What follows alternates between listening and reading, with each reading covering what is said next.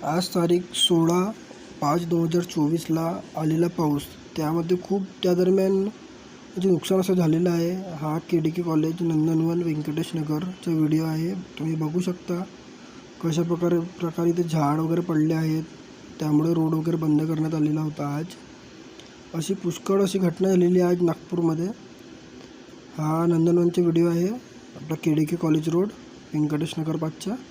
हा बघू शकता तुम्ही हा व्हिडिओ. यामध्ये पूर्ण एक असं झाड पडलेलं आहे, त्यामध्ये पूर्ण गाड्या वगैरे पूर्ण दबलेल्या आहेत झाडाच्या खाली, बघू शकता तुम्ही.